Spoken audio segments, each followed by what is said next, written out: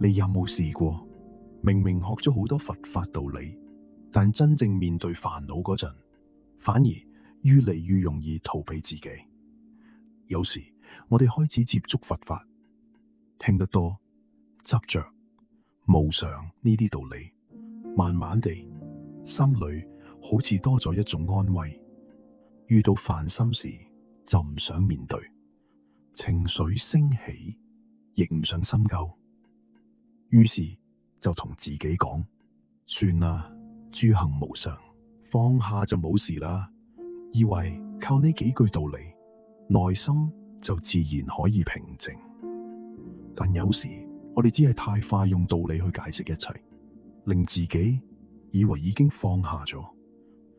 真正嘅執念從來唔只係於情愛往事，好多時候其實藏喺生活裏最細微嘅地方。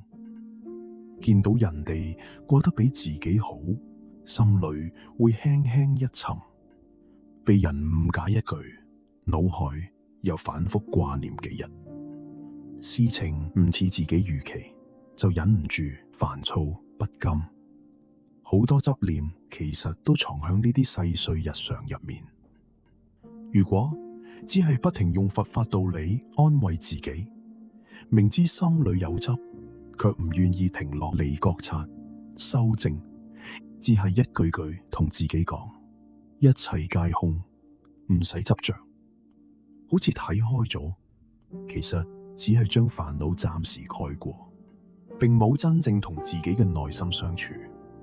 好多人以為學佛就係遠離紛擾，躲開所有不如意，以為識得道理，內心就自然會安穩。但真實嘅生活從來唔會因為我哋識咗佛法就變得事事順遂，毫無波瀾。該遇到嘅瑣事依然會嚟，該升起嘅情緒依舊會出現。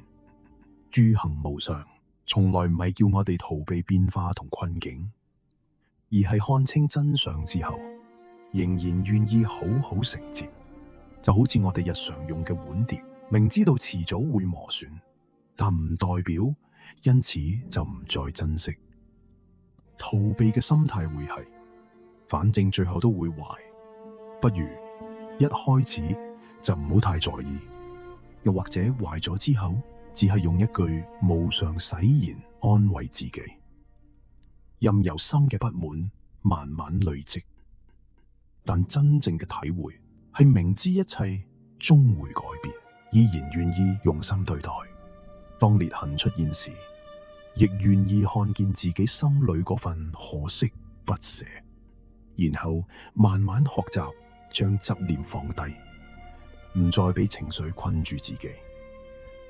金剛經講：應無所住而生其心。無所住唔係閉上眼睛逃避現實，亦唔係拎住經文當作借口，對自己嘅貪嗔視而不見。做事嘅時候依然盡心盡力，待人嘅時候依舊真誠坦蕩，面對慾望時候能夠及時察覺，原來我又貪多咗；面對怒氣時亦懂得停一停，原來我又俾情緒牽動。